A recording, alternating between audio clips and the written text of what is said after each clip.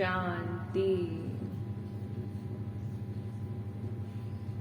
ओम शांति। मैं मास्टर सर्वशक्तिवान आत्मा हूँ। मैं मास्टर सर्वशक्तिवान आत्मा हूँ। मैं परम पवित्र आत्मा हूँ। मैं संपूर्ण स्वस्थ आत्मा हूँ। मैं संपूर्ण स्वस्थ आत्मा हूँ। सफलता मेरा जन्म सिद्ध अधिकार है। सफलता मेरा जन्म सिद्ध अधिकार है। मैं बहुत महान आत्मा हूँ। मैं बहुत धनवान आत्मा हूँ। मैं बहुत भाग्यवान आत्मा हूँ। सर्वशक्तिवान परमात्मा का हाथ मेरे सिर पे है। मैं विघ्न विनाशक आत्मा हूँ। मैं विघ्न विनाशक आत्मा हूँ। मैं बाप समान आत्मा हूँ। मैं बाप समान आत्मा हूँ। शुक्रिया। ओम शांति। आज 29/12/2022 को शिव बाबा हमसे क्या कह रहे हैं। मीठे बच्चे, कोई कितना भी गुणवान हो, मीठा हो, धनवान हो, तुम्हें उसकी तरफ आकर्षित नहीं होना है। जिस्म को याद नहीं करना है। क्या कह रहे हैं आज बाबा कि तुमसे कोई भी मिले ऐसा इंसान जो बहुत गुणवान है, बहुत मीठा है, बहुत धनवान है, तो हमें उससे आकर्षित नहीं होना है। हमें केवल एक परमात्मा से आकर्षित होना है। जिन बच्चों को नॉलेज मिली है, उनके मुख से बाप के प्रति कौन से मीठे बोल निकलते हैं? उत्तर है, ओहो बाबा, आपने तो हमें जीवदान दे दिया। मीठे बाबा, आपने हमें सृष्टि के आदि मध्य अंत की नॉलेज देकर सर्व दुखों से छुड़ा दिया। तो कितनी शुक्रिया निकलनी चाहिए। हर क्षण परमात्मा को शुक्रिया करिए। शुक्रिया बाबा, शुक्रिया। प्रश्न है, अंत के समय बाप के सिवाय किसी में भी रग न जाए, उसके लिए क्या करना है? उत्तर है, बाबा कहे, बच्चे, कोई भी चीज लोभ के वश अपने पास एक्स्ट्रा नहीं रखनी है। बाबा क्या समझा रहे हैं? बाबा हमें लोभ से बचाते हैं। हमारे बहुत बार सामान जो है वो गुम हो जाते हैं, है ना, या किसी कारणवश हमें छोड़ना पड़ता है। तो ये बाबा ही परीक्षा लेते हैं हमसे कि तुम्हें कहीं उस सामानों से मोह तो नहीं हो गया था। इसलिए कोई भी जो भी चीज है आपकी, किसी से भी मोह मत रखिए। ट्रस्टी बन के यूज कीजिए कि बाबा ने हमें दिया है, ये हमको ट्रस्टी बन के यूज करना है बस। एक्स्ट्रा रखेंगे तो उसमें रख जाएगी, बाप की याद भूल जाएगी, है ना। सामानों में दिन भर मन लगा रहेगा तो फिर बाबा को कैसे याद करेंगे। बच्चों को धीरज कौन दे रहा है? बच्चों की बुद्धि झट बेहद के बाप तरफ चली जाती है। सो भी सिर्फ इस समय ही तुम बच्चों की बुद्धि जाती है, यूं तो बेहद बाप की तरफ बहुतों की बुद्धि जाती है, परंतु उन्हों को ये मालूम ही नहीं है कि यह संगम युग है। बाप आया हुआ है, सबको एक ही बार पता तो नहीं पड़ सकता। बच्चे बाप का बने तो मालूम पड़े। अब तुम बच्चों ने बाप को जाना है, जानते हो बाबा आया हुआ है। कौन आया हुआ है? सर्वशक्तिवान परमात्मा। जिस शिवलिंग पे हम जल चढ़ाते थे वो शिव आए हैं, हमें ज्ञान गुणों से भरने, प्रेम से भरने, खुशी से भरने, शांति से भरने। तो ये कितनी बड़ी बात है। बेहद का वर्षा दे रहे हैं। जो 5000 वर्ष पहले तुमको दिया था बाबा ने, वह फिर से 5000 वर्ष के बाद मिल रहा है। वह आते ही हैं बच्चों को बेहद स्वर्ग का वर्षा देने। हमें स्वर्ग ले जाने आए हैं बाबा। इसलिए हमेशा खुशी में आत्मा नाचती रहे। कोई कुछ भी कह रहा है, हमें फर्क ही नहीं पड़ना चाहिए, क्योंकि हम तो अब स्वर्ग में जा रहे हैं। जो 5000 वर्ष पहले तुमको दिया था, वह आते ही हैं बच्चों को बेहद स्वर्ग का वर्षा देने। दुनिया जो है वो आपका दिल तोड़ेगी, लेकिन परमात्मा को आपकी बहुत चिंता है। वो नहीं चाहते कि मेरे बच्चे का दिल टूटे। वो आपसे बहुत प्रेम करते हैं, इसीलिए उसी को याद करो। उससे ज्यादा किसी से भी प्रेम मत करो। दुनिया में कोई भी परमात्मा से बढ़ के नहीं है। वह बेहद का बाप होते हुए फिर पढ़ाते भी हैं। भगवान यानी बाप फिर भगवानोवाच अर्थात पढ़ाते हैं। पढ़ाते क्या है वह भी तुम बच्चे समझते हो। हम बाप के सम्मुख बैठे हैं। बाबा कोई शास्त्र तो पढ़ा नहीं हुआ है, यह दादा पढ़ा हुआ है। उनको कहा ही जाता है ज्ञान का सागर, ऑलमाइटी अथॉरिटी। परमात्मा के तो अनगिनत नाम है। खुद भी कहते हैं मैं सभी वेदों शास्त्रों आदि को अच्छी रीति जानता हूँ। यह सब भक्ति मार्ग की सामग्री है, यह मेरे रचे हुए नहीं है। पूछा जाता है यह शास्त्र कब से पढ़ते आए हो, तो कहते हैं यह परंपरा से चला आया है। बाप कहते हैं मेरे को तो कोई पढ़ाने वाला नहीं है, न मेरा कोई बाप है, और सब गर्भ में प्रवेश करते हैं, माता की परवरिश लेते हैं। मैं तो गर्भ में आता ही नहीं हूँ जो माता की परवरिश लूं। मनुष्य की आत्मा गर्भ में जाती है। सतयुग के लक्ष्मी नारायण ने भी तो गर्भ से जन्म लिया, तो वह भी मनुष्य ठहरे। मैं तो इस शरीर में आकर प्रवेश करता हूँ। ड्रामा प्लान अनुसार कल्प पहले मुआफिक या अक्षर और कोई जानते नहीं। कल्प की आयु का ही किसको पता नहीं है।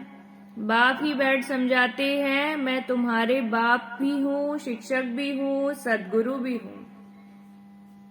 परमात्मा हमारा पिता है, हमारी माता, हमारा शिक्षक, हमारा सदगुरु, सब कुछ केवल एक परमात्मा है, ज्योति बिंदु। हमें दुनिया की बातों में नहीं उलझना है। तुम जानते हो यह बाबा मिल्कियत देने वाला है। बाबा स्वर्ग की बादशाही देने वाला है। नर्क की राजाई थोड़ी देंगे। बाबा तो हमें स्वर्ग की बादशाही देंगे। यह तो दुनिया नर्क है, और यहाँ पे भी कितना लड़ते रहते हैं आत्माएं। छोटी छोटी जॉब के लिए, छोटी छोटी पोजीशन के लिए कितना भेदभाव, कितना धोखाधड़ी, फ्रॉड करते हैं। तो ये दुनिया तो नर्क है, इसको भूल जाओ। बाबा क्या कह रहे हैं? इस दुनिया से वैराग्य ले लो। जैसे मैं इस दुनिया में रहते हुए भी इस दुनिया में हूं नहीं, जानती नहीं हूं मैं इस दुनिया को। यह बुद्धि में रहना चाहिए कि बेहद का बाप हमको राजयोग सिखला रहे हैं। बाप स्वर्ग की स्थापना करने वाले हैं। कहते हैं मेरी मत पर चलो, मैं तुमको स्वर्ग का मालिक बनाता हूँ। फिर द्वापर से तुम रावण की मत पर चलते हो। सतयुग में तो कोई मनुष्य की मत गति सदगति के लिए मिलती नहीं, न दरकार है। कलयुग में सब गति सदगति के लिए मत मांगते हैं। जानते हैं हम कोई समय स्वर्ग में थे, पावन थे, तब तो पुकारते थे, हे पतित पावन, हे सदगति दाता, हमको सदगति दो। सतयुग में यह रड़ी नहीं मारी जाती। अब तुम जानते हो बाबा आया हुआ है। बहुत सरलता से राजयोग और सहज ज्ञान की मत देते हैं। उनकी श्रीमत है ऊंचे ते ऊंचा है भगवान, उनसे ऊंचा कोई है नहीं। और वह हमारा रूहानी बाप है। रूहानी फादर होने के कारण वह रूहों को ही ज्ञान देते हैं। जिस्मानी फादर होने से बच्चे जिस्मानी नॉलेज उठाते हैं। इसलिए बाप कहते हैं आत्म अभिमानी बनो और बाप को याद करो। कोई भी जिस्मानी याद नहीं रहनी चाहिए। तुम आत्मा हो। मनुष्य भल कितना भी अच्छा हो, धनवान हो, मीठा हो, तो भी देहदारी को याद नहीं करना है। एक परम पिता परमात्मा को ही याद करना है। कोई साहूकार का बच्चा होगा तो बाप को ही याद करेगा, गांधी को व शास्त्री आदि को थोड़ी याद करेगा।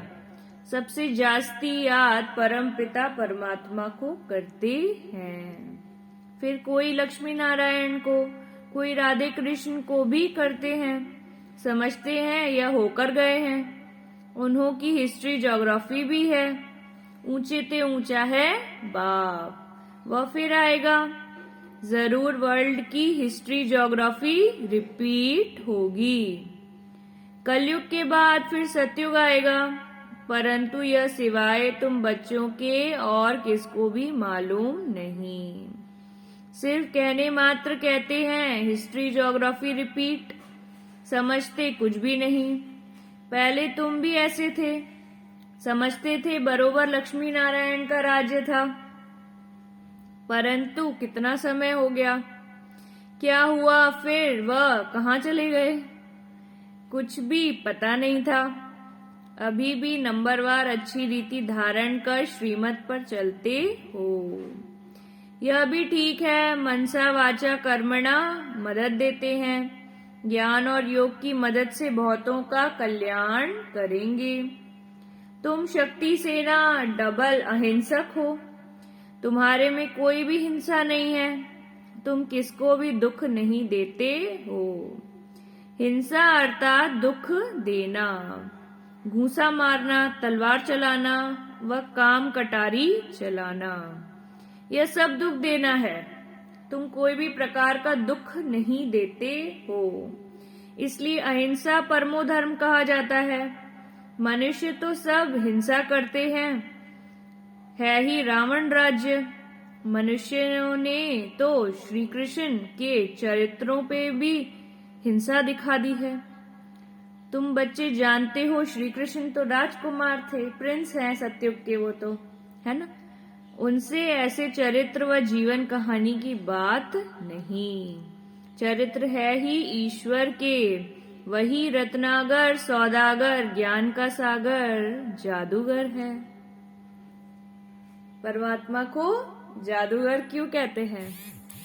वो कैसे जादू से इस रावण राज्य को राम राज्य में कन्वर्ट कर देता है, कलयुग को सतयुग में कन्वर्ट कर देता है। कैसे जादू से वो सब कार्य करता है। इसलिए परमात्मा को जादूगर भी कहते हैं। अरे निराकार परमात्मा फिर सौदा कैसे करेगा? सौदागर तो मनुष्य होगा ना। इन सब बातों को तुम जानते हो, तो कैसे सौदागर और रत्नागर है? उनको सब क्यों याद करते हैं? हे पतित पावन, सर्व के सद्गति दाता, दुख हरता, सुख करता, महिमा भी एक की ही है। यह महिमा न तो सूक्ष्म वतनवासी न स्थूल वतनवासी की हो सकती है। यह महिमा है मूल वतन निवासी की। ऊंच से ऊंच है बाप, हम आत्माएं उनके बच्चे हैं। हम सब नंबरवार पार्ट बजाते हैं। बाप कहते हैं, यह जो नॉलेज तुमको सुनाता हूँ वह प्राय लोप हो जाती है। वह गीताएं तो ढेर हैं, फिर भी पुरानी गीताएं निकलेंगी। तुम्हारे कागज थोड़ी निकलेंगे। गीता बहुत भाषाओं में है। ऊंचे से ऊंची गीता है, परंतु सब बनाई है मनुष्यों ने। यथार्थ तो है नहीं, इसलिए सब अंधेरे में है। तब गाया जाता है, ज्ञान सूर्य प्रगटा, इस सूर्य की महिमा नहीं। ज्ञान सूर्य की महिमा है। यह सूर्य धूप देता है, सागर पानी देता है। उनके नाम इन पर, इनके नाम उन पर लगा दिए। ज्ञान सागर को ही ज्ञान सूर्य कहते हैं। जो ज्ञान सागर है उसी को हम ज्ञान सूर्य भी कहते हैं।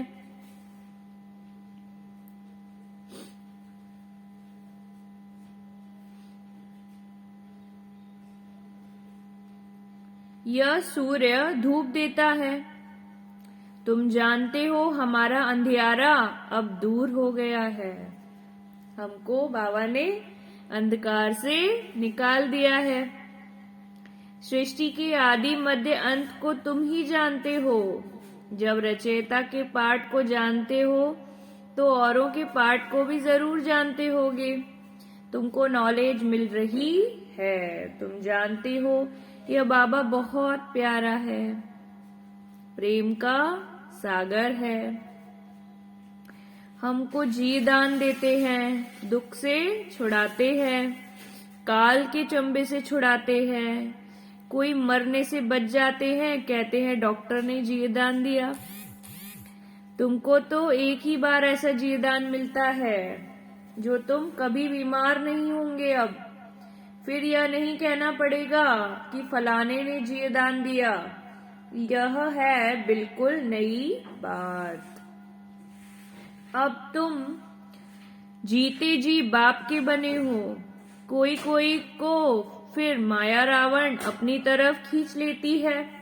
उसे कहेंगे रावण रूपी काल खा गया।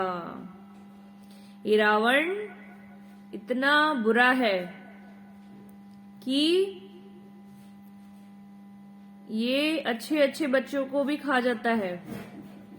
इसलिए सिवाय बाप के किसी को याद न करो, क्योंकि माया तुम्हें अपनी तरफ खींचेगी। जब तक बाबा के पक्के बच्चे नहीं बनोगे तब तक कुछ भी हो ना सके। ईश्वरी गोद में आकर फिर बदलकर आसुरी गोद में चले जाते हैं। काल ने नहीं खाया, परंतु जीते जी ईश्वर के बने, फिर जीते जी रावण के बन पड़ते हैं। यहाँ धर्मात्मा बने, फिर वहां जाकर अधर्मी बन जाते हैं। यहाँ संगत पर धर्म का राज्य है, वहां अधर्म का राज्य है। सतयुग में है ही एक धर्म, कलयुग में है अधर्म का राज्य। कौरव राज्य पांडवों के साथ कहते हैं श्री कृष्ण थे, तुम्हारे साथ तो शिव बाबा है। जुआ की बात नहीं, राजाई न कौरवों की है न पांडवों की है। बाप आकर धर्म का राज्य स्थापन करते हैं। चाहते भी हैं राम राज्य हो, हम स्वर्गवासी बने, अर्थात यह नर्क है। परंतु किसको सीधा नर्कवासी कहें तो बिगड़ पड़ते हैं। बाप बैठ बच्चों को समझाते हैं, बेहद का बाप निराकार है। बेहद के बाप को ही भगवान कहा जाता है। हद के बाप को भगवान थोड़ी कहेंगे। श्री कृष्ण को थोड़ी ज्ञान सागर पतित पावन कहेंगे। उनकी महिमा सिर्फ तुम ब्राह्मण जानते हो। तुमको बाप आकर आप समान बनाते हैं। बाप भी जानते हैं, तुम बच्चे भी जान जाते हो, वर्षा मिल जाता है। जैसे कि लौकिक बाप से बच्चों को वर्षा मिलता है, वह तो अलग अलग है। यहाँ तुम समझते हो हम बेहद के बाप से वर्षा पा रहे हैं। ऐसा कोई स्कूल व सत्संग होगा नहीं जहाँ सब कहें हम बेहद के बाप से वर्षा लेने आए हैं। यहाँ बाप राजयोग सिखलाते हैं। कहते हैं तुम नर से नारायण बनेंगे। सो जरूर संगम युग अर्थात कलयुग अंत और सतयुग आदि का संगम होगा, तब तो तुम पुरुषार्थ कर नर से नारायण बनेंगे। यह राजयोग हम बाबा से सीख रहे हैं। नर से नारायण, नारी से लक्ष्मी बनने के लिए नर नारायण का मंदिर भी बनाते हैं। उनको 4 भुजाएं देते हैं क्योंकि साथ में है। नारी लक्ष्मी का फिर मंदिर नहीं है। नारी लक्ष्मी को दीपमाला पर बुलाते हैं, उनको महालक्ष्मी कहते हैं। तुम लक्ष्मी की मूर्ति 4 भुजाओं के सिवाय नहीं देखेंगे। जिसको पूछते हैं यह युगल विष्णु का रूप है, इसलिए 4 भुजाएं दी हैं। यह सब बातें बाप ही समझाते हैं। मनुष्य तो कुछ जानते नहीं। भगवान को ढूंढते रहते हैं, धक्के खाते रहते हैं। भगवान तो है ही ऊपर, फिर ढूंढने की क्या दरकार है। बाबा कहते हैं परमात्मा तो परम धाम में रहता है, वो इस पृथ्वी पे नहीं रहते हैं। तो आप इधर क्यों ढूंढ रहे हो? मंदिरों में, मस्जिद में क्यों ढूंढ रहे हो? मंदिर में जो श्री कृष्ण का चित्र है वह चित्र घर में रख क्यों नहीं पूछते? खास मंदिर में ही क्यों जाते हैं? मंदिर में जाएंगे, पैसे रखेंगे, दान करेंगे, घर में दान किसको करेंगे? तो यह सब भक्ति मार्ग की रस्में हैं। बाप कहते हैं तुमको कोई भी चित्र रखने की दरकार नहीं। क्या तुम शिव बाबा को नहीं जानते हो जो चित्र रखते हो? क्या चित्र रखने से याद कर सकते हो? बाबा जीता है, फिर बच्चे चित्र क्यों रखेंगे? बाप तुमको ज्ञान दे रहा है, फिर चित्र क्या करेंगे? बूढ़े हैं, याद भूल जाती है, इसलिए चित्र दिया जाता है। बाकी और कोई भी देहदारी को याद करते रहेंगे तो अंत समय वही याद आएगा। कुछ न कुछ रग है तो वह तुम्हारे पीछे पड़ेगा। फिर भल कितने भी शिव बाबा के चित्र रखो, अगर रग और तरफ होगी तो वह याद जरूर आएगा। इसलिए बाप कहते हैं बच्चे पूरा नष्टो मोहा हो जाओ। किसी भी चीज में मोह होगा, 2-4 जोड़ी जूते होंगे तो वह याद आएंगे। इसलिए कहा जाता है ज्यादा कोई भी वस्तुएं नहीं रखो। बाबा आपको बहुत धन दे रहा है तो आप उसको सेवा में लगाओ, तो उससे आपको दुआएं मिलेंगी। अगर आप 50 जोड़ी कपड़े ले लोगे या 50 जोड़ी जूते ले लोगे तो आपका दिमाग उसी में लगा रहेगा, इससे आपको कोई दुआ भी नहीं मिलेगी। इसलिए बाबा ये समझा रहे हैं। नहीं तो बुद्धि उसमें जाएगी, सिवाय बाप के और कोई याद न करो। लोभ होता है ना, हम अच्छे अच्छे वस्त्र रखें, 2-4 जूते रखें, घड़ी रखें, थोड़े पैसे रखेंगे तो वह याद आएगा। बाबा को मालूम होना चाहिए तुम्हारे पास क्या रखा है। बाबा पूरी अपने बच्चों की CID करते हैं, पूरी सब पता रहता है उनको कि क्या कर रहे हैं बच्चे। वास्तव में तुमको कुछ भी रखना नहीं है। जो मिलता है वही रखना है, एक बाप के सिवाय और कुछ भी याद ना रहे। इतनी प्रैक्टिस करनी है, तभी विश्व के मालिक बनेंगे। यह कोई नहीं समझते कि राधे कृष्ण विश्व के मालिक थे, सिर्फ कहते हैं भारत में राज्य करके गए हैं। जमुना के कंठे पर इनके महल थे, परंतु वह सारे विश्व के मालिक थे, पूरे पृथ्वी के मालिक थे वो। यह सिर्फ तुम्हारी बुद्धि में है। बेहद का बाप बेहद का मालिक बनाने आए हैं। प्रजा और राजा में फर्क बहुत है। यहाँ तुम नर से नारायण बनने आए हो, तो पूरा फॉलो करो। फकीर से अमीर बनना है, इतना पुरुषार्थ करना चाहिए। खुशी से पढ़ना चाहिए। अच्छा, मीठे मीठे सिकी लदी बच्चों प्रति माता पिता बाप दादा का याद प्यार और गुड मॉर्निंग। रूहानी बाप की रूहानी बच्चों को नमस्ते। हम रूहानी बच्चों की रूहानी बाप दादा को याद प्यार, गुड मॉर्निंग, नमस्ते, शुक्रिया बाबा। धारणा के लिए मुख्य सार। ज्ञान योग से सबको मदद करनी है। डबल अहिंसक बनना है।